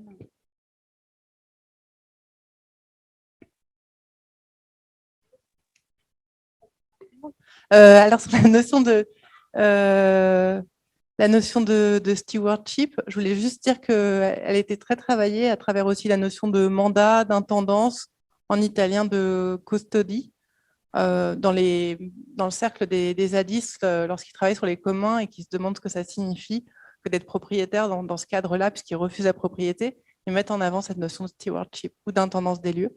Et on la retrouve aussi dans une loi sur les variétés paysannes italiennes pour les agriculteurs, justement, qui doivent se comporter en stewardship, si je traduis en anglais. Donc, on la trouve en fait dans certains textes de droit. Et sur le droit de déambuler, le risque que cela pourrait, le risque qui pourrait exister pour la faune et la flore qui pourrait se faire, par exemple, piétiner. Là, je ne l'ai pas présenté parce que ce n'est pas directement lié à la propriété, donc j'ai pris ce qui concernait le droit de déambuler et la propriété. Mais évidemment, la question est aussi celle du droit de déambuler, justement des animaux, des végétaux, des champignons, et du respect, par exemple, des sentiers dans des parcs nationaux qui ont justement pour vocation de permettre aux animaux de continuer, eux, à se mouvoir, ce qui nous interdit à nous de nous déplacer sur leur lieu. Donc oui, je suis tout à fait d'accord, c'est extrêmement important. Et en contrepoint aussi, on pourrait dire que nomadisme ne signifie pas non plus comportement écologique, qu'on pense, je ne sais pas moi, aux punks à chiens, ils n'ont peut-être pas forcément un mode écologique de vivre, en tout cas pas volontairement. On peut aussi penser aux gens du voyage qui ont justement été historiquement appelés nomades et qui n'ont pas forcément non plus un mode décroissant de vivre, du moins volontairement. Donc il y a toute la question pauvreté, misère et justement nomadisme écologique qui est très... il y a plein de paradoxes en fait qui méritent d'être creusés, enfin plein de contradictions possibles aussi. Merci beaucoup. Dans le prolongement de ce qui a été dit, j'ai pas été au bout et tu me donnes l'occasion d'aller au bout parce qu'en réalité, si on suit cette idée que dans le rapport de droit, il y a une autonomie des parties qui se construit et que la relation précède le sujet et l'objet, rien n'empêche théoriquement d'avoir un rapport entre un sujet humain et un sujet non humain, mais qui tendrait à l'autonomie. Et du coup, on peut très bien construire sans pour autant remettre en cause la notion de rapport de droit entre personnes dans la propriété, on peut construire aussi cette relation-là. Vraiment, c'est très beau, cette histoire de tambour. Et il y a une relation à un non-humain dans cette histoire de tambour qui n'est pas une question d'appropriation, qui est tout autre chose. Mais je crois qu'il faut distinguer les deux situations. La situation où le bien est objet du rapport de droit et la situation où entre guillemets, une chose serait sujet du rapport de droit. Et on peut distinguer les deux. Je sais bien, là, tout à fait important de citer Bentham et l'approche analytique qui permet de vraiment faire attention au langage qu'on emploie. Et effectivement, il y a une grande partie du langage qu'on emploie vis-à-vis de la propriété qui n'est pas juridique, en fait, comme il était dit à l'instant. Et il faut qu'on arrive à vraiment voir ce qui est de l'ordre de la construction, mais pas de la construction arbitraire, mais ça c'était ce que disait Michel ce matin, c'est pas arbitraire, c'est on construit d'une certaine manière avec des objectifs. On voit bien aujourd'hui que la construction qu'on a fait il y a 2 siècles de la notion de droit de propriété arrive un peu à ses limites, mais il faut pouvoir garder quelque chose pour ne pas aller vers des désintégrations. Soit dit en passant, Bentham, dans le même livre, a un chapitre sur le rapport de droit, mais dans un domaine un peu distinct de droit pénal, où il distingue de rapport de droit naturel et institutionnel. Il y a une notion de rapport de droit chez Bentham qui montre, c'est une notion qui est utilisée dans beaucoup d'endroits. J'ai obligé de signaler également que dans le Code civil chinois, qui est le dernier en date, en rentrée en vigueur en 2021, la notion de rapport de droit est structurelle, elle est partout, et ils définissent, ils commencent le chapitre sur la propriété en disant « ce chapitre va traiter des rapports de droit qui naissent à l'occasion des rapports de droit qui naissent à l'occasion de la mise en œuvre des droits sur les biens ». Et à aucun moment, le code chinois ne vient dire que c'est un rapport entre les personnes et les choses. Par contre, que ça porte sur des rapports de droit. Ils ont beaucoup étudié le droit allemand pour arriver à cette conclusion. Ça fait 1 siècle qu'ils essayent de faire un code. Alors, bien entendu, il y a des tas de choses qui ne vont pas par ailleurs en droit chinois, mais là, il y a eu un travail de fond intéressant sur ces notions-là. Sur la fonction, je dirais quand même un mot, parce que en revenir à la fonction, c'est revenir à Duby, un publiciste, mais c'est revenir aussi au collectif, avec le risque à nouveau de basculer vers des approches, je parlais de la Chine, des approches collectivistes de la non-propriété, de l'annihilation de la propriété, et ça peut être embêtant aussi. Donc je crois qu'il faut naviguer entre tout ça pour trouver des nouvelles constructions. Je voulais juste dire qu'il y a un système qui s'appelle les conservancies, donc en Namibie, c'est ce que j'ai dit, je ne sais pas si tout le monde l'a entendu, qui est, au moment où la Namibie a accédé à l'indépendance, un système de gestion de la ressource où on donne, alors je ne sais pas exactement quelle est la nature du droit, mais enfin un droit d'occupation à des tribus, à condition qu'ils conservent la faune et la flore et qui s'assure en tout cas que les cheptels, enfin que tout ça, que les éléphants restent en bonne santé, et ça pose un certain nombre de difficultés. Il y a des gens qui travaillent sur cette question, mais donc c'est peut-être une illustration. Deux questions, remarques. J'entends que dans ce que tu dis, Emmanuel, en réalité, le rapport de droit se fait à l'occasion, tu viens de dire à l'occasion d'une chose. Et ma question, elle est simple, elle est qu'est-ce qui fait la différence entre un rapport de droit sans qu'il y ait une chose et qu'est-ce qui fait qu'est-ce que ça change dans la relation, que ce soit à l'occasion d'une chose, et est-ce qu'on ne revient pas, enfin voilà, il n'y a pas un effet boomerang sur finalement quelque chose qui redevient spécifique. Parce que moi, j'ai toujours pensé quelque part, mais je ne l'avais pas verbalisé, qu'on ne pouvait pas avoir une relation juridique avec une chose, parce que enfin, en tout cas, sauf à lui donner, sauf à lui. Voilà. Oui, oui.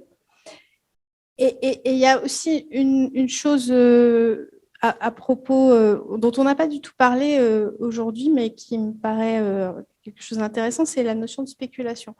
En fait, souvent, on utilise la propriété pour faire un gain, pour spéculer. Et on voit bien qu'aujourd'hui, on n'en a pas parlé parce qu'on est tous des gens très altruistes ici. On n'est pas du tout intéressés par ça, par faire de l'argent. Et que peut-être le capitalisme et voilà, et que dans ce lieu, ouais, que le capitalisme est décidément une idée révolue. Mais sur la question qui m'était assignée là, sur les données, en réalité, on se rend compte que si on cherche la propriété, c'est pour trouver la spéculation. Enfin, comment faire de l'argent? Pourquoi est-ce que dans les contrats de cloud, il y a des clauses de propriété, des clauses qui disent que les données sont la propriété de machin? C'est à la fois pour s'assurer un contrôle et une sécurité, mais aussi souvent pour faire de la spéculation. Donc en fait, c'est vraiment la propriété comme outil ou comme instrument de la spéculation dont on n'a pas du tout parlé. Est-ce qu'on est obligé de passer par la figure propriétaire pour marchandiser quelque chose? C'est pas évident en réalité. Et voilà, c'était la question. Oui, si c'est possible, deux remarques. Tout d'abord, moi, ce que vous disiez me faisait penser à l'article de Muriel Fabre-Magnan sur la propriété comme lien social et pas comme lien juridique. Et je pense que la nuance est de taille et elle est peut-être assez intéressante parce que c'est plutôt le lien social qu'on souligne à travers des expériences empiriques de la propriété avec un lien qu'on voudrait juridique, peut-être par tropisme de juriste. Mais en fait, c'est un lien social. Et après, se pose la question de la qualification et de la justification de la qualification juridique de ce lien social, qui, en fait, permet de renverser ou pas les droits au nom de la protection d'intérêts. Et là, je vais lâcher le gros mot, mais me semble-t-il, il y a quelque chose dont on n'a pas parlé aujourd'hui, qu'on ne formule pas assez, mais c'est pour toi, Sarah, je le dis, c'est que le droit de déambuler, reformuler le droit de propriété, ça, à mon avis, impose aujourd'hui de reparler du besoin et de la protection du besoin. Et le besoin, ça peut être un besoin social, ça peut être lié à un lien social. En tout cas, il peut se formuler à travers des relations sociales dissymétriques et qui expriment une dépendance, une vulnérabilité par rapport à d'autres, un besoin de solidarité, etc., etc. Et il y a une thèse magnifique déjà là-dessus, il y a des travaux. Et je pense que cette question du besoin, elle est totalement éludée dans la doctrine des dernières décennies. Pourquoi? Parce que ça correspond aussi à une philosophie qui n'avait pas lieu d'être, mais on a tous dit de différentes façons que le discours sur la propriété était important pour arriver à le repenser. Et je pense que besoin et propriété sont, enfin, en fait, intimement liés, mais radicalement séparés dans les dernières décennies. Et ça me fait penser à une chose, je voulais vous le dire, c'est que toute la philosophie soviétique, enfin, la science juridique soviétique repose sur le rapport, comme les Chinois, comme le droit chinois. Et en fait, c'est ancien, ça remonte effectivement à la philosophie allemande du 19e siècle, mais c'est resté dans les textes. Alors moi, je ne connais pas le droit chinois, mais je connais très bien le droit russe et soviétique et le droit russe contemporain, qui n'est pas un exemple, chacun le sait, mais parlons-en quand même, parce qu'on le retrouve dans les droits d'Europe centrale, c'est-à-dire que tout le droit de la propriété, le droit du rapport aux choses est formulé en pravatnachenie, en relation, en droit, en rapport juridique, enfin, exactement d'après les termes que vous utilisez. Et c'est effectivement une philosophie d'Europe centrale, et il y a une certaine porosité, effectivement, avec une pensée plus collectiviste.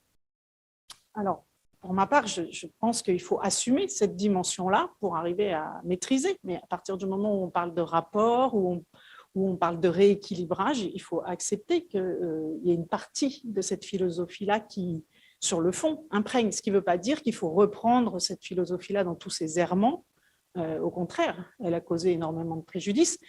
Mais voilà, penser en rapport de droit, moi j'en discuterai très volontiers avec vous, je vois l'application qui peut en être faite à travers des exemples historiques très marqués idéologiquement, et même dans la période contemporaine, c'est-à-dire en passant d'une conception collectiviste radicale à une vision capitaliste assez radicale. En fait, on garde le rapport de droit comme structurant dans le langage juridique et dans les textes juridiques. Et donc, en fait, on peut tout à fait le renverser idéologiquement. Donc, la question, c'est de savoir de quoi on le nourrit. Et je pense vraiment que la question, en revanche, du besoin, c'est un non-dit du droit positif, alors que ça peut justifier le droit de déambuler, ça peut justifier des décloisonnements, des limites au droit de propriété, ça peut justifier des réévaluations des droits les uns par rapport aux autres, voilà, à condition de le représenter juridiquement. Donc, oui, Margaret Radin est certainement une inspiration, notamment de ceux qui pensent la propriété comme un sentiment d'appartenance avec la projection de la personnalité. Mais ce qui s'y rajoute, c'est vraiment la dimension collective et communautaire, donc le fait d'appartenir à une communauté. Et ça, je le retrouve moins dans votre approche de relation, de rapport de droit, parce que la manière dont vous le présentez, ça reste quand même des rapports de droit entre deux personnes. Et ce n'est pas ce sentiment de faire partie, ou en tout cas d'avoir un rapport collectif ou communautaire à des choses. Donc, ce n'est pas juste un propriétaire qui ouvre sa propriété à autrui, mais ça peut être aussi des propriétaires multiples, mais pas au sens d'une copropriété où quelques-uns l'ont dit, quelques-unes plutôt l'ont dit, c'est dans les rapports de copropriété, on est dans des concurrences de droits, donc dans des droits parallèles qui sont en concurrence, alors qu'une vraie propriété collective, commune, etc., les droits ne sont pas en concurrence, mais ils visent le même besoin peut-être. Et notamment cet aspect de besoin dont parlait Aurore, je pense qu'il est là implicitement dans la décision de la Villa Borghese qui parle des usi civici, qui sont en effet déterminés par des besoins, ou aussi dans la commission Rodota sur les communs, qui parle de les biens sont communs parce qu'ils sont nécessaires à des droits fondamentaux. Alors, c'est une approche des communs qui ne me paraît pas suffisante, mais qui, en effet, qui appuie sur le besoin. Et je voulais aussi répondre à Valérie, enfin, pas répondre, mais réagir à ce que Valérie leur disait sur le côté spéculatif. Alors, je pense qu'on en a parlé tout à l'heure. Vous avez parlé de rente, de ce qui reste finalement, c'est la rentabilité de la propriété. C'est le côté spéculatif ou le côté extractif aussi. Le fait que si on est seul sur sa chose, on peut en faire produire un revenu, mais on peut aussi extraire tout ce qu'on peut de la chose jusqu'à l'épuiser. Et donc, je pense qu'en effet, des nouveaux usages de la propriété essayent de viser des aspects beaucoup plus génératifs de la chose et moins spéculatif, moins extractif. Et donc, toute la subtilité, je suis bien d'accord, est de faire en sorte qu'on traduise nos besoins individuels ou communautaires dans des usages de propriété qui restent durables. C'est sans doute le droit de déambulation, son risque, en effet, de ne pas s'exercer dans un aspect extractif des choses sur lesquelles on déambule. Enfin, voilà. Il y aurait plein de choses à dire. Le lien social, c'est un mythe. Derrière le lien social, quand on l'étudie, il y a Durkheim, il y a la sociologie, et quand on regarde en juriste de quoi il s'agit, ce sont toujours des rapports de droit. Et donc, cette idée de ramener au lien social, c'est renoncer à notre travail de juriste. Les sociologues ont un travail qui est très intéressant, que je lis beaucoup sur un certain nombre de choses, mais je trouve qu'il faut faire attention à l'usage de ce mot de lien social. Je me permets juste d'ajouter que sur les Russes, c'est tout un ensemble de Russes sur 3 générations qui sont allés faire leurs études en Allemagne. Et il y a un auteur dans les années 30, s'appelle Pachoukanis, qui dit bien qu'il ne peut pas y avoir de rapport entre personne et une chose. Donc, il y a plusieurs analyses aussi possibles. Alors, c'est vrai que le droit russe utilise le concept, et les Chinois se sont également inspirés des Russes pour faire leur code civil. Voilà juste ce que je voulais rajouter très, très rapidement à toutes les remarques. Ah oui, peut-être quand même, il n'y a pas... on a parlé de continuum entre individu et communauté. Dans le continuum, il y a tout un ensemble de relations qui peuvent être très complexes. J'ai dit 2 personnes, ça peut être 17, ça peut être 35. Et on passe à l'institution progressivement, mais l'institution ne doit pas l'emporter sur ces rapports de droit, de même que l'individu ne doit pas l'emporter sur les rapports de droit. Je trouve qu'il y a un concept ici qui permet de rester entre les deux. Voilà. Alors, merci beaucoup. Donc, en tout cas, merci à tous les intervenants pour leur présentation et pour cette journée extrêmement riche qui nous a vraiment nourris, qui a fait résonner, en tout cas, autant chez Mélanie que chez moi, beaucoup de choses. Et cette plasticité de la propriété, le fait qu'il y a peut-être plusieurs modèles propriétaires ou des modalités de la propriété différentes. Je suis assez d'accord avec Séverine, cette idée de continuum. Moi, je travaille aussi beaucoup dessus. Ça m'interpelle. La question du devoir aussi. Aurore parlait de besoin. Je pense aussi qu'on est passé sur une réflexion du devoir bien plus que des droits, ou en tout cas réfléchir aussi la propriété en termes de devoirs par rapport aux autres et par rapport aussi aux choses dont on est finalement le gardien bien plus que le propriétaire peut-être aujourd'hui. Mais quand on a fait ce colloque avec Mélanie, on se disait encore un énième colloque sur la propriété, mais finalement les interventions aujourd'hui, puis les débats qui pourraient continuer nous montrent que c'était un colloque très riche et qu'il y aura encore beaucoup de choses à dire. Alors, j'espère qu'on aura encore plein d'autres occasions de discuter parce que moi, ça m'a simplement donné envie de plus discuter, de prendre plus le temps avec chacun d'entre vous pour creuser encore ces questions. Alors, merci vraiment beaucoup pour votre générosité. Regarde, en fait, ils sont tous en train Ils font beaucoup de choses. de débattre. On a réussi.